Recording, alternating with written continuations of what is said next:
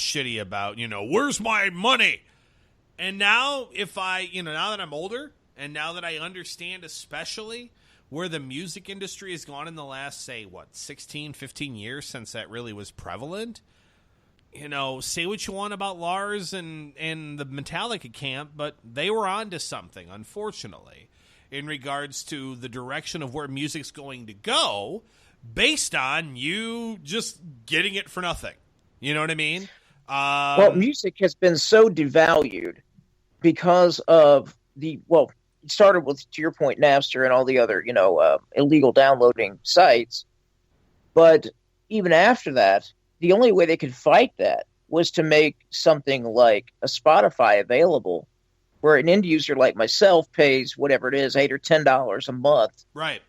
And I get to listen. Now, let me tell you something. I get my money's worth out of Spotify. Oh, sure. So do now, I'm a single guy, no wife, no kids.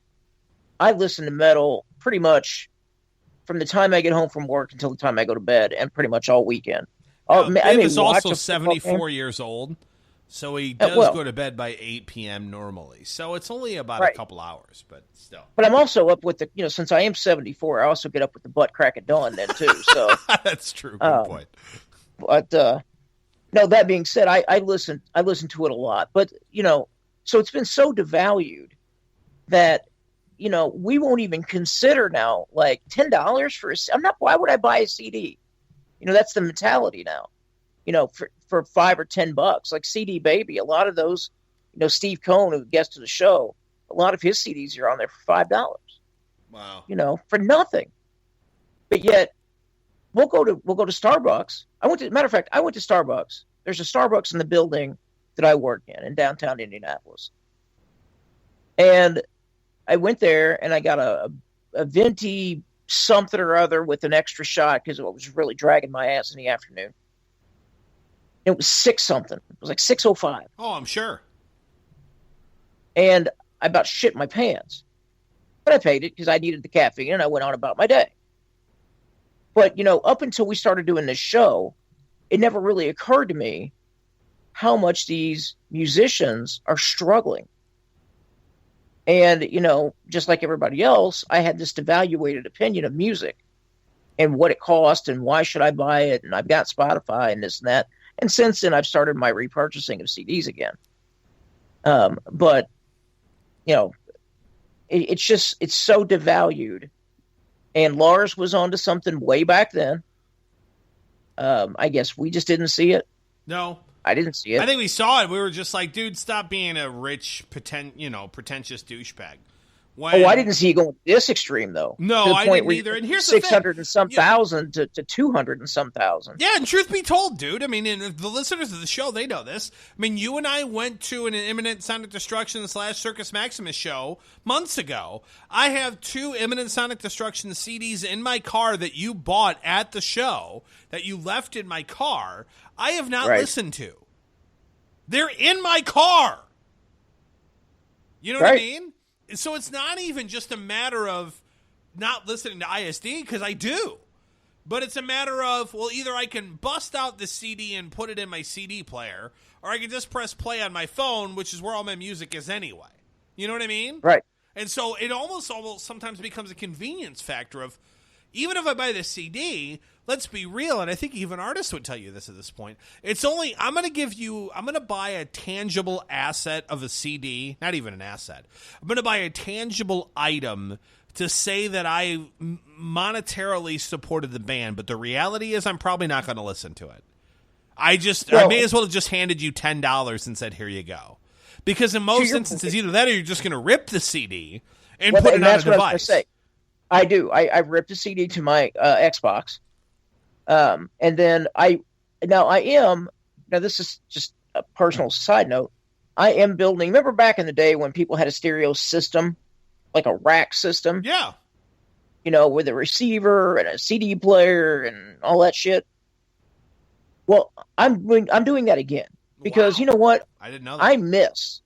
I miss the sound of a really good stereo system. And we've gotten so used to shitty headphones. Sure we have.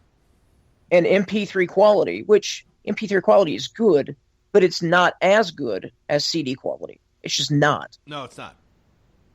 So, I'm kind of building that again, and I think people will come back to that again. And in a related story to that, by the way, this past week was the first time equivalent vinyl sales exceeded CD sales. No way. Wow, you're kidding me. No. Don't tell me cassettes were involved, because I'll get angry about that. No, this is vinyl. This is because... No, I know, but you didn't we talk a couple episodes ago about cassettes becoming a thing again? It was one of our guests actually brought that up. I don't remember who it was now. Yeah, and I'm like, why? Who in the hell wants to do that again? Well, I don't. But, the vinyl, you had the big cover. You could open it up. I get and all the vinyl. Totally. Yeah. I don't and get a lot the of cassette. collectible. Stop with silver, the cassettes. Gold. Yeah. Yeah. So, at any rate, that's just an aside. There is other Metallica news, though, that I want to get to. Sure, go ahead. So there is a Canadian tribute band, a Metallica band called Sandman. And they, of course, all they do, they're a tribute band. They play all Metallica stuff, and apparently they're very good at it. And they were served with a notice by Metallica's attorney to cease and desist using the name Sandman and being a Metallica tribute band. Oh, God. And apparently the band didn't know anything about this, and it got some bad pub, which it should. They're a tribute band. So anyway, here a couple weeks ago, Metallica went up and hung out with the band Sandman. No shit. Yeah, and apologized to them, said they didn't know anything about it, that they retracted it, and but they went on to say an official statement from Metallica was, "We have a long history of not only enjoying tribute bands, we started as one. Heck, we even recorded a 2-disc album of covers.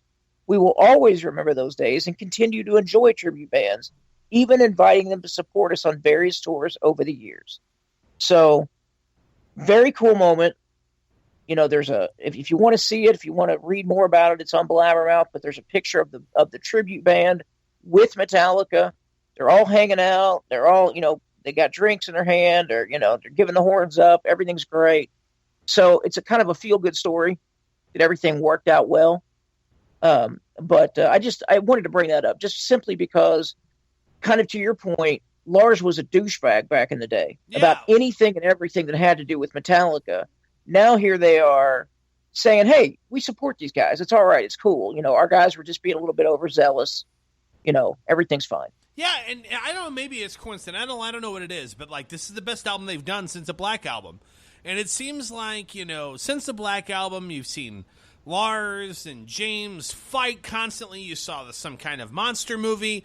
You saw James in and out of rehab. You saw Lars being a penis and being lazy and not really wanting to write music and not being involved in anything.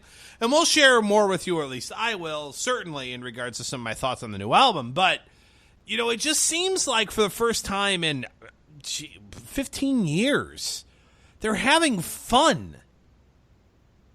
You know what I mean? Totally. Maybe even more than 50, maybe 20. It seems like they're actually enjoying being a band. That they actually are I've seen interviews with James recently, and he seems like he's enjoying himself. So does Lars. And I'm going, well, it's about damn time. And maybe just being at ease with who you are as a band nowadays has made you just say, you know what, F it. We've had a good career.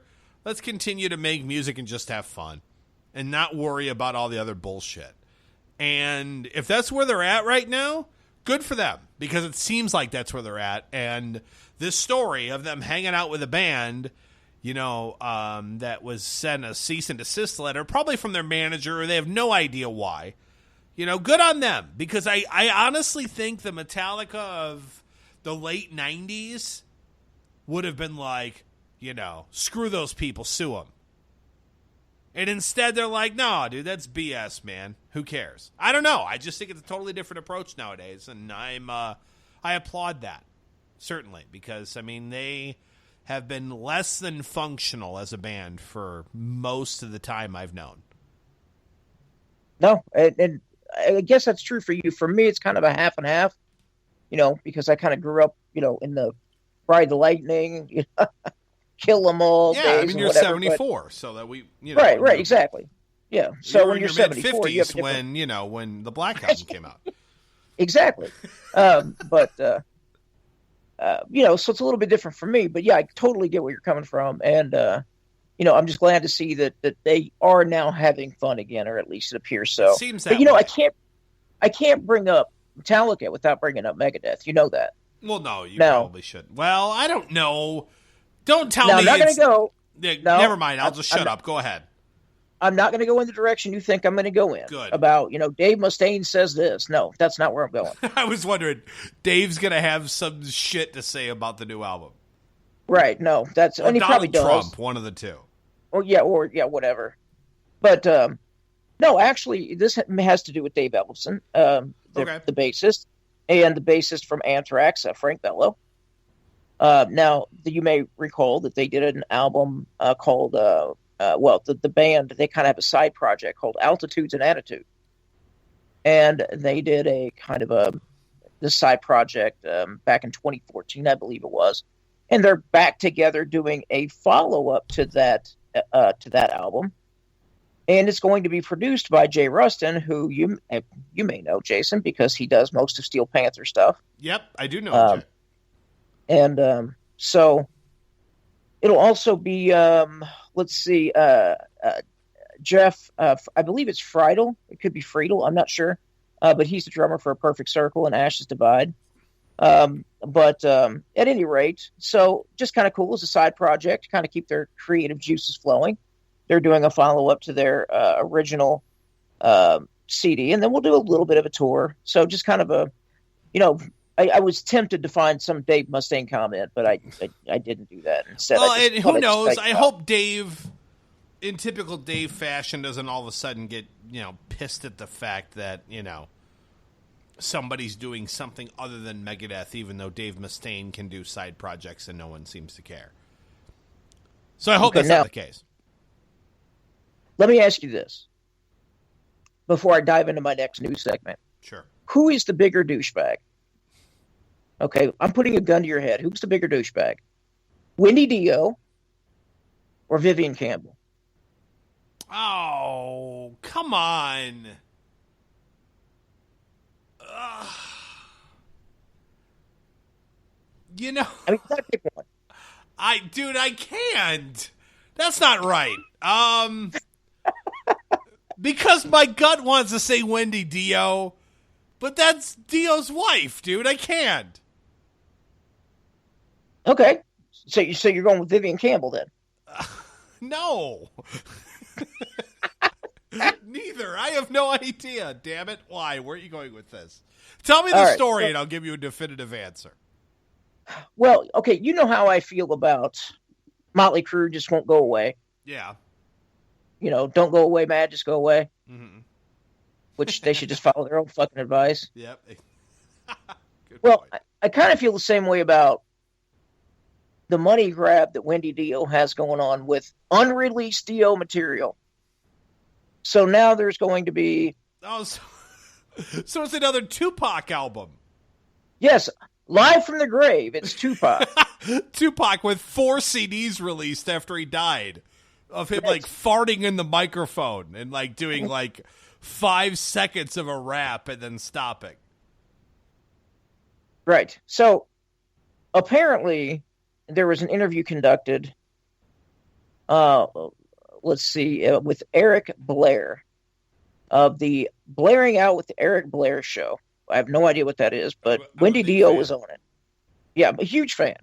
Who the fuck is Eric Blair? Anyway, so... In fairness, Eric Blair would say, who the fuck is according to metal? But anyway, go on. Right. Well, no, totally he would. So, but then again, we don't have Wendy Dio on the show, nor would we. I just called her a douchebag. I would have Wendy Dio on the show. You Dude. wouldn't?